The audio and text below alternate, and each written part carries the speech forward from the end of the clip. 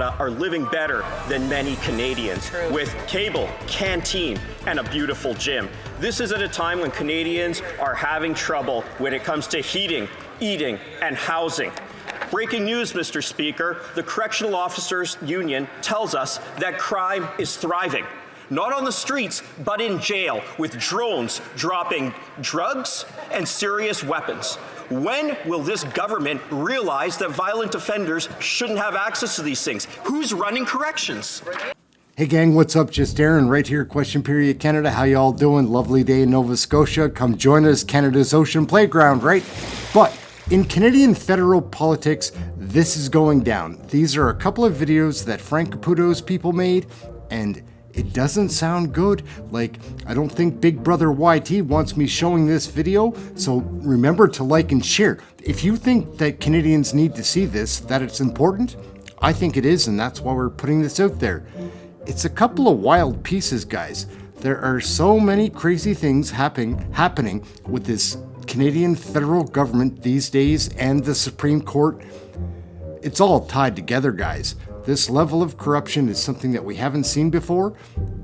Take a look at these couple of pieces from Frank Caputo's people. He's one of Poilievre's soldiers in his caucus. It's really well done. Let's take a peek. It's something to see. Let's check it out. Guilty all the way down to all. I came face to face with Paul Bernardo. You will not believe how this guy is living. So for those who don't know, especially for younger people in Canada, Paul Bernardo is the worst of the worst. He was known as the Scarborough Rapist. He did unspeakable sex offenses against numerous women. Ultimately, him and his wife were responsible for 3 young women being killed. One of them was his own sister-in-law. Bernardo was eventually convicted for murder. He's serving multiple life sentences. He was also designated as a dangerous offender, which is the highest designation any criminal can receive in Canada.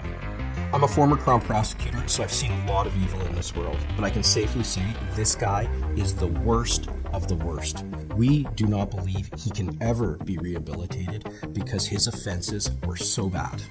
Mid-2023, Paul Bernardo had been in maximum security where he belonged for about 20 years. But in the dead of night, in the cloak of secrecy, he was transferred to medium security. On Friday, news broke that the serial rapist and killer had already been transferred from this Ontario maximum security prison to a medium security one in Quebec. I've been in a lot of jails as a former parole officer, but I wanted to see for myself. I wanted to see what medium security was really like. So I went to the jail, La Macasa, where Paul Bernardo is incarcerated. I walked in, and the first thing you notice is how big of a property it is. It actually feels like a university campus. If you go to maximum security, it's really confined. There are doors everywhere in maximum security. You go to medium security, it's not really all that confined. It feels like university. It's like you're walking from building to building, just like you're walking from class to class. So my tour begins, and the first place they take me is to Paul Bernardo's unit. And for those who don't know, a unit is essentially a bunch of jail cells. So that's where he lives. We go straight to his cell, and they open the door. He's not there. You could see that he wasn't there, so I asked permission, and I take a step in. It was really weird. Their margarine containers were drying on the top of his bunk. I'm not sure why. He had these mint chocolate bars off to the side. He had a electric razor. I asked whether he paid for that himself. He did. You could see all these things, and it looked like somebody very ordinary lived in that jail cell, and yet he's a monster. Had to keep on reminding myself that this person did unspeakable things. So I was in there for a couple of minutes. I turn around, and it was unmistakable. It was Paul Bernardo. His hair was still the color that I remember it as being in the photos, but the face was unmistakable. It was him. But just seeing him coming eye to eye with him, I had a physical reaction. Even just talking about this brings back memories. I've dealt with a lot of dangerous people, but I've never looked into the eyes of a serial killer like him. I was struck by his demeanor. He just walked up. What was happening? He wanted to kind of know. He knew I didn't belong, and he was seemingly asking about that. And he said, in French, he said, "Is everything good?" One of the things I noticed, he was taller than I expected, but He was well fed, he's well nourished. I mean, this isn't a guy who looks like he's missing a lot of meals. Gone were the skinny images that we'd grown up with in the 90s. This was somebody that looked different. So let's take this back a second. He is a serial murderer, a serial rapist, a dangerous offender. And that's when I started to get angry, because I walked outside and I had a look and I said, what's that? Looks like a hockey rink. It was. Inmates can go and they can get skates and they can play hockey. There are hockey nets and everything. If you want to play in the evening, there are halogen lights. It looks just like an outdoor basketball court at a community center or at your local baseball stadium. So that's not bad enough. The hockey rink, well lit, actually turns into a tennis court. If that wasn't enough for me to get outraged, while we were walking there, one of the guards commented that Luca Magnotta walked right by me. Murder and dismemberment of his victim, Chinese student Jun Lin. He's also alleged to have eaten parts of his victim. Prosecutors say Magnotta killed Jun Lin, then recorded himself having corpse. So him and Paul Bernardo could actually be playing tennis one-on-one in the summertime. If I wasn't pissed off enough seeing the hockey rink and the tennis court, there was more. The cherry on top was seeing this beautiful gymnasium. And next to that is a weight room, much nicer than I'd say 95% of Canadians have access to. He has a billiards table where he can play pool. And then you walk a little ways and what do you find? You find a workshop where he can sign out tools, chisels, scissors, hammers, duct tape. One of the worst criminals in Canadian history is actually living better than most Canadians. It's almost like a scene from Goodfellas, but this isn't fiction. He's actually living like this. I once had an inmate when I was walking through a different jail say, all in all, not a bad place to do time. That's how he's probably feeling.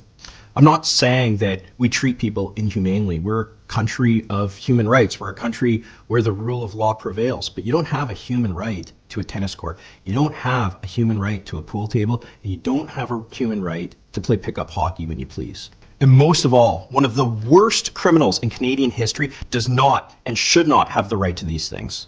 It shouldn't take an MP having to go into a jail to tell you this.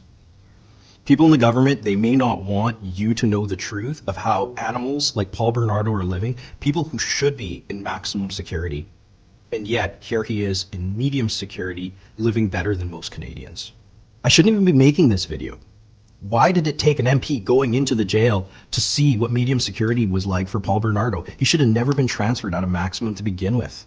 This is just part of the bigger problem of the mess that's become the liberal justice system. We have repeat dangerous offenders who are routinely released on bail.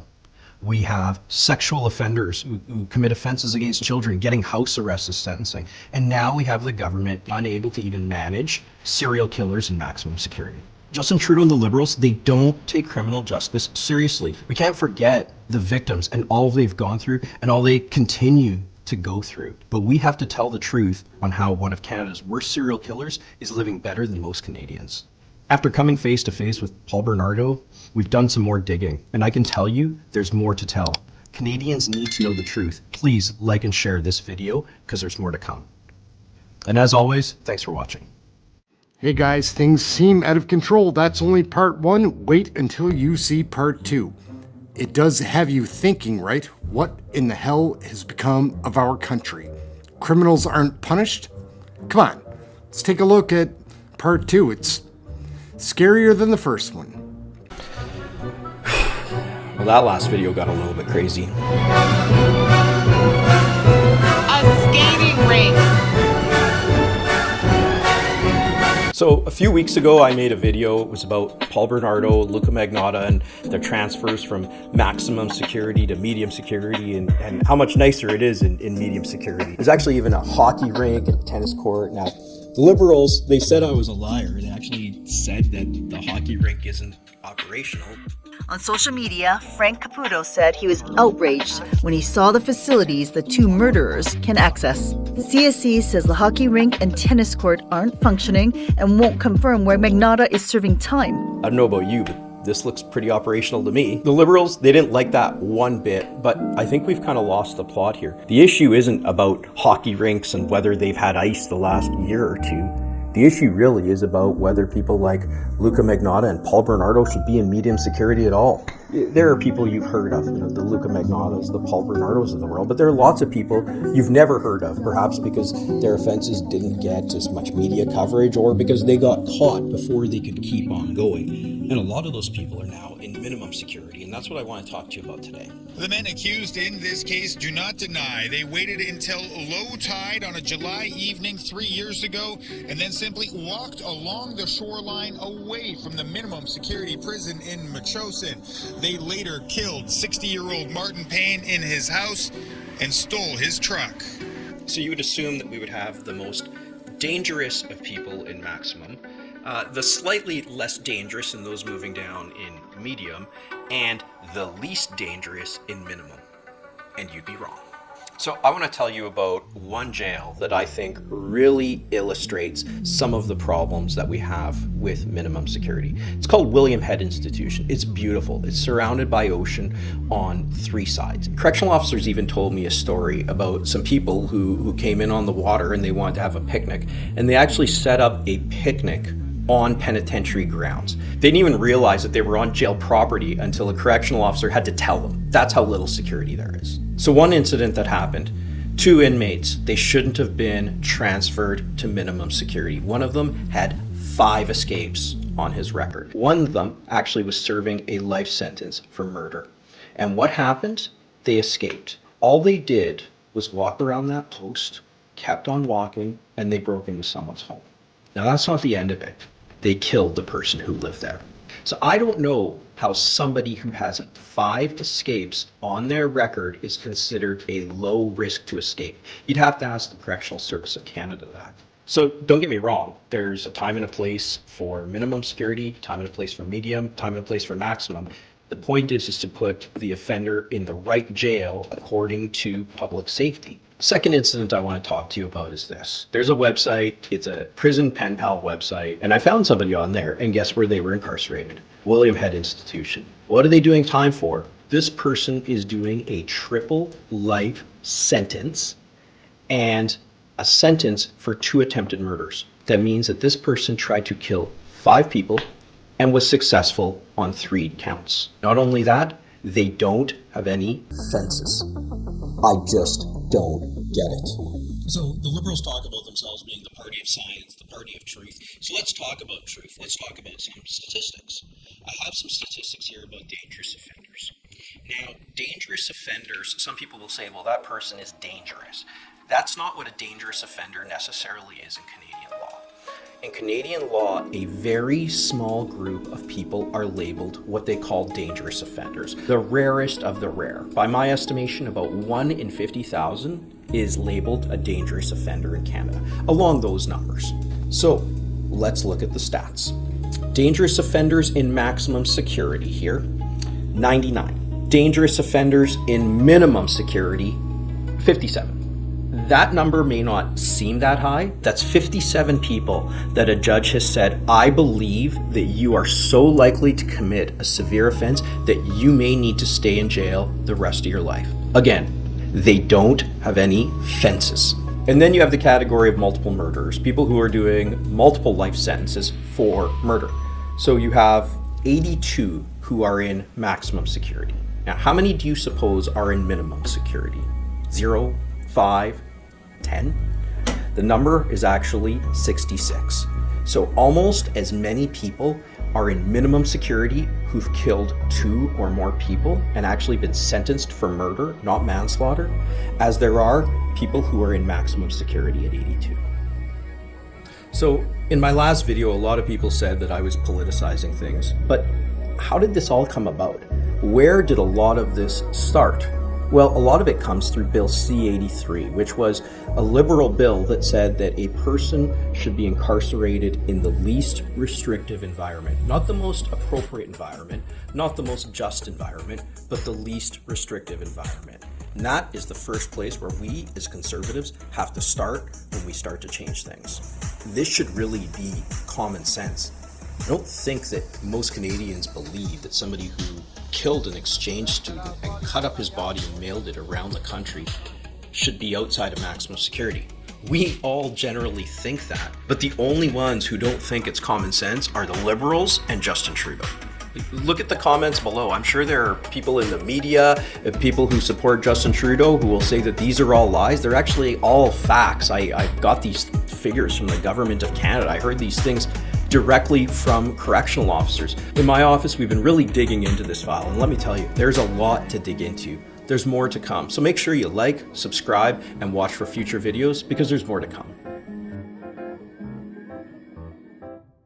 All right, gang, so what do you think? Is this an important video that Canadians see it? If you feel that it is, share it with somebody. That's the way that we get the word out. This stuff is not being covered by the major media in Canada. Not at all. YT here doesn't want me distributing this, and we're still trying to get the word out, so we need a little bit of help. If you think this is an important video for Canadians to see, share it with somebody. That's the most important thing that we can do. My name's Ehren. We watch Question Period together here all the time. We do live broadcasts. It's a fun chat room. Come and join our group. It is a good time as we learn about Canadian federal politics. And all of these things, if you're not paying attention, they'll get ahead of you. That much I know. I wasn't paying attention between 2015 and 2018, and now we're paying for it. Again, like, subscribe, share, get notified. We make fun videos all the time. Come and catch one of the live ones. That's it. Thank you for watching this video. Have something healthy to eat today. Try to stay warm. We'll catch you next one. Thanks a lot for watching.